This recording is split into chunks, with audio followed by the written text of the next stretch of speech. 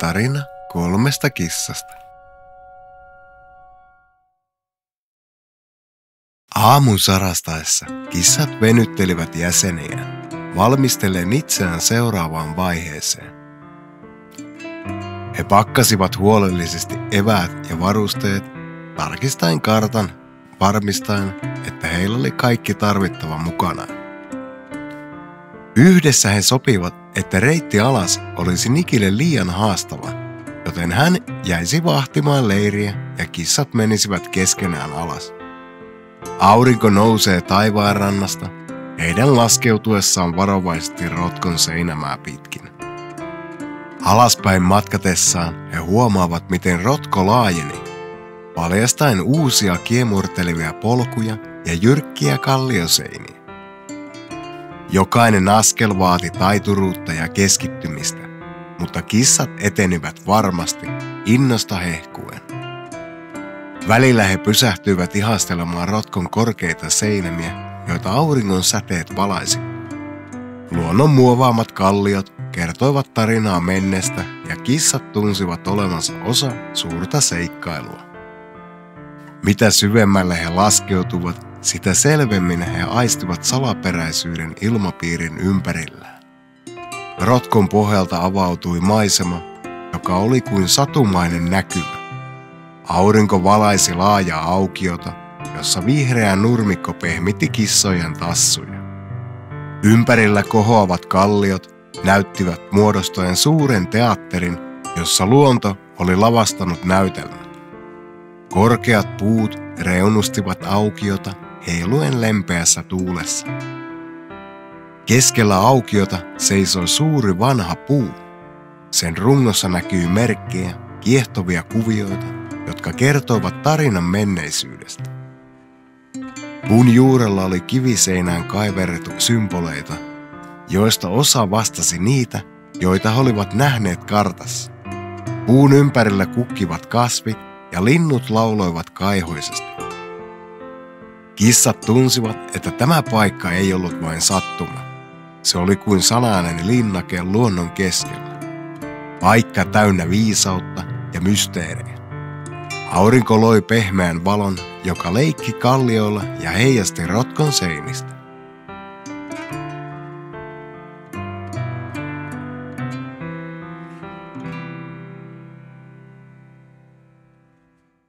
Kun kissat kulkivat eteenpäin, he havaitsivat, että rotkon pohjalla oli piilossa monia salaisuuksia ja luonnon ihmeitä. Jokainen askel valjasti uuden näkökulman, uuden kauneuden ja uuden merkityksen. Se oli kuin astuminen toiseen maailmaan, missä aika pysähtyi hetkeksi ja luonto puhui omalla kielellään. Matkallaan kohti kartassa merkittyjä symboleja kissat saapuivat hylätyn linnan raunioille. Linnan muurit seisoivat vahvoina, vaikka ajan hammas oli jättänyt jälkeensä. Korkeat tornit kurottivat taivasta kohti, ikään kuin yrittäen koskettaa menneisyyttä. Lintujen laulu täytti ilman, kun kissat astuivat sisään linnan portista. Hämärästi he erottivat huoneiden jäännökset ja linnan pihaan levittäytyvät vihreät kasvit. Seinillä näkyy jäänteitä kuvista ja koristeista, jotka kertovat menneestä loistosta. Yksi huoneesta erottui muista. Sen ovi oli raollaan, paljastaen hämärän sisätilan. Varovaisesti kissat astuivat sisään ja huomasivat vanhan kirjahyllyn, jossa tomuiset kirjat odottivat. Lattialla oli kulunut matto ja ikkunasta virtasi pehmeää valoa. Tämä paikka näytti olevan täynnä tarinoita ja mahdollisesti uusia vihjeitä.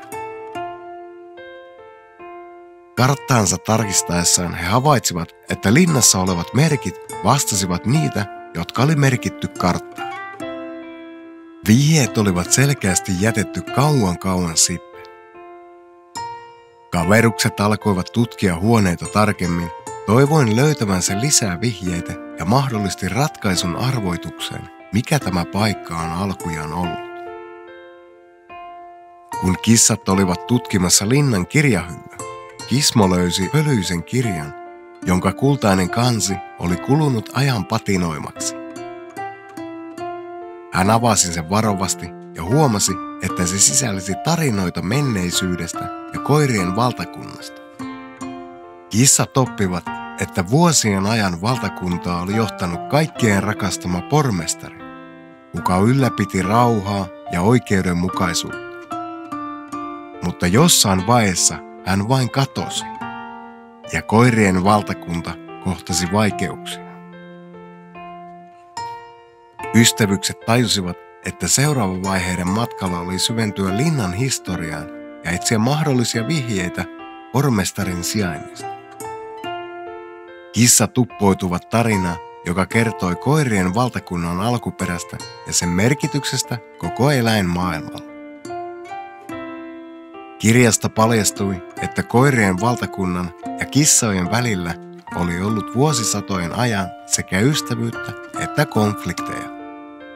Kirjassa mainittiin myös mystisestä varjosta, joka oli esiintynyt aikaisemmissa käänteissä valtakunnan historiassa. Kaverukset ymmärsivät, että tämä kirja saattoi olla avain heidän etsintöihinsä.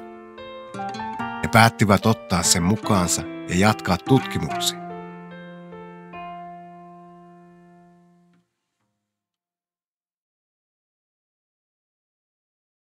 Kirjan sivut rapisivat hiljaa heidän käsissään, paljastaen vihjeitä, jotka voisivat auttaa heitä selvittämään mystisen varjon salaisuuden ja löytämään kadonneen pormestarin.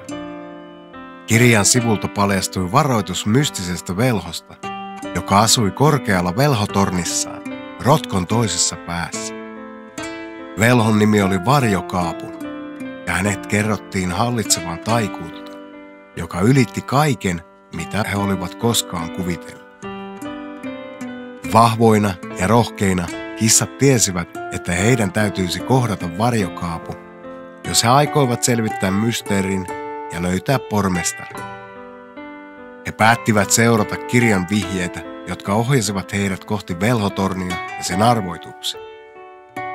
Seikkailu oli vasta alkamassa ja kissojen sydämet sykkivät jännityksestä, kun ne lähtivät kohti uusia haasteita. Kissat seurasivat vanhoja polkuja, joita löytyi linnasta, ja ne veivät heidät rotkon syvimpään pisteeseen. Siellä he kohtasivat kapean kivisillan, joka ylitti syvän rotkon pohjan. He kulkivat varovasti siltaa pitkin. Polku jatkui sillan jälkeen vastakkaisella puolella kohti kohoavaa vuoren seinää, jonka laella kohosi vaikuttava velhotorni. Laskeuduttuaan pohjalle he saapuivat tornin juurelle ja sen ympärillä oleva alue oli täynnä vanhoja patsaita ja kiviveistoksia. Kuu valaisi maisemaa ja kivien varjoissa näytti liikkuvan jotain outoa. Pian he havaitsivat, että kiviveistokset olivat eräänlaisia taikajuomia valmistavia eläinhahmoja. Päätettyään tutkia lähemmin, he löysivät piilopaikan, jossa odotti vanha kettu nimeltä Arto, taikurin apulainen. Arto paljasti, että Varjokaapu oli aikoinaan yrittänyt käyttää varjoa voimansa lisäämiseen, mutta se karkasi käsistä ja peitti koko koirien valtakunnan. Kissat ymmärsivät, että ainoastaan voimakkaan vastaloitsun avulla he voisivat karkottaa varjon ja palauttaa valon. Arto antoi heille taikajuomien reseptin, jonka heidän tuli valmistaa tornin huipulla sijaitsevassa laboratoriossa. Velhotornin valloitusta kohti seikkailu jatkui, ja kissat nousivat tornin kiemurtelevia portaita kohti kohtalokasta kohtaamista Varjokaapun kanssa. Kissat nousivat hitaasti tornin kiemurtelevia portaita, kunnes he saapuivat korkeimpaan kerrokseen, jossa sijaitsi Varjokaapun laboratorio. Tämä huone oli täynnä hämäkiseittimäisiä laitteita ja pulloja, jossa loisti erilaisia taikajuomia. Yhtäkkiä huone täyttyi salaperäistä sumusta, ja Varjokaapu ilmestyi savupilvestä. Hänen silmissään loisti vihreä valo, ja hänen turkkinsa oli kuin yön varjo. Hän naurahti kylmästi ja kysyi, mitäs kissat luulivat löytävänsä hänen tornistaan.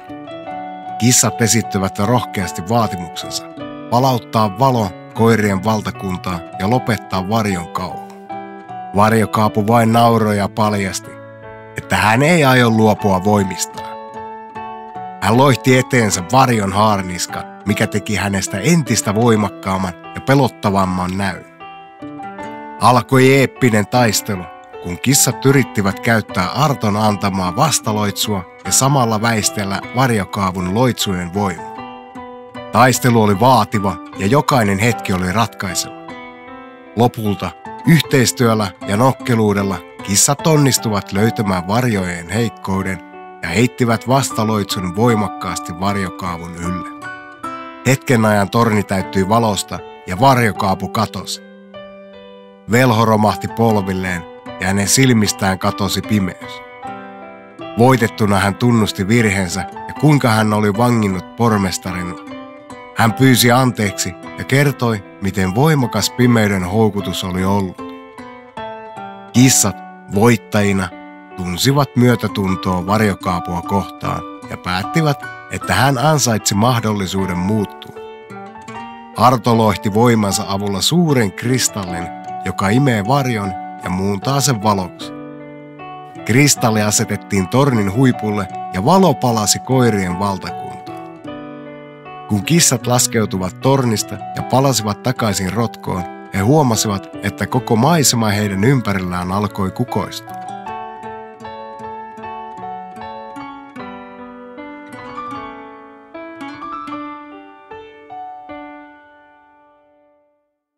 Kissat lähtivät takaisin ylös rotkosta, hitaasti, jokainen askel varoen.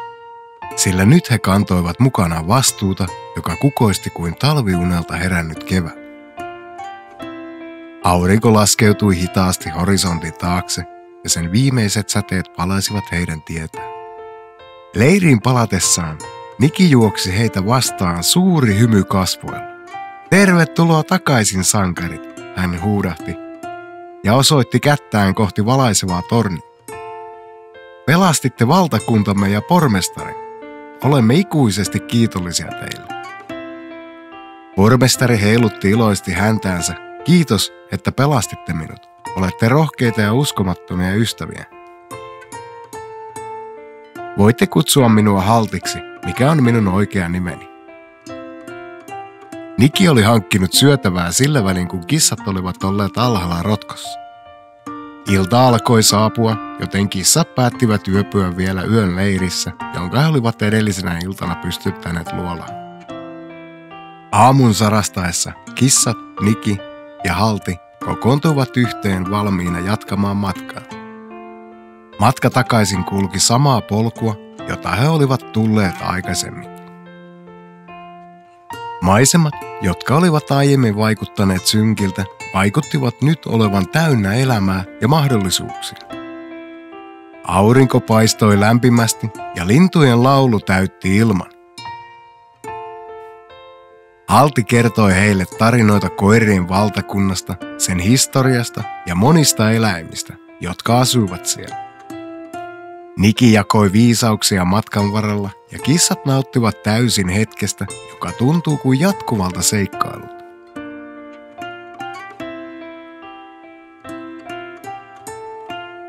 Saavuttuaan koirien valtakuntaan, kissat tunsivat, että he eivät olleet enää vieraita.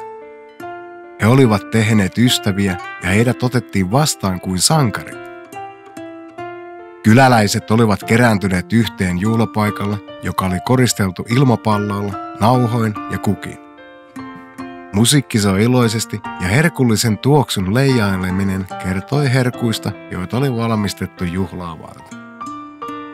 Koirat ja kissat hymyilivät leveästi tervehtiessään ystäviään.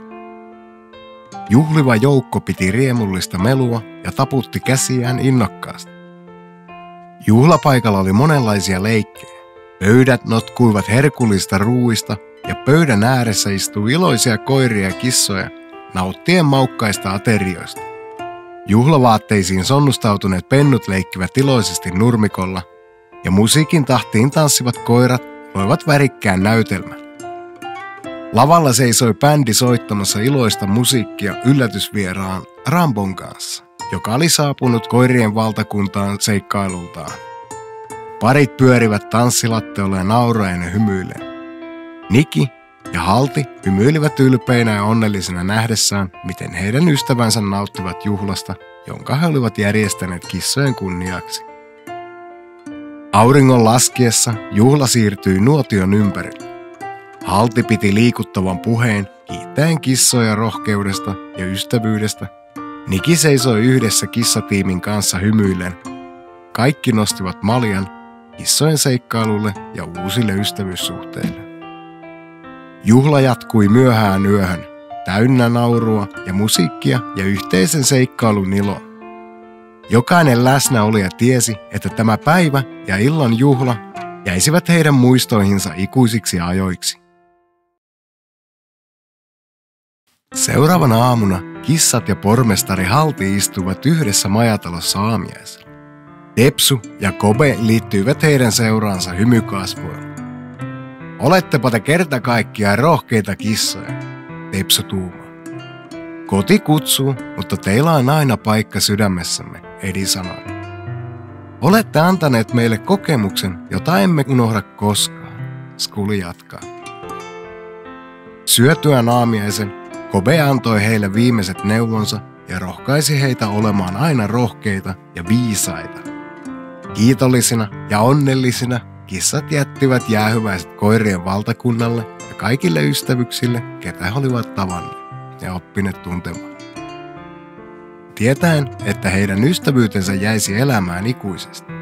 Matka jatkuisi, mutta heillä oli mukanaan koirien valtakunnassa saatuja tarinoita ja muistoja, jotka loistaisivat aina kuin tähdet pimeän taivaan yllä.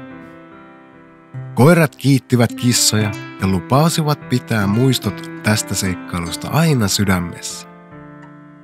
Hyvästeltyään koirat, kissat lähtivät takaisin kohti kissojen valtakuntaa, täynnä viisautta ja ystävyyden voimaa, joka oli valaissut pimeyden.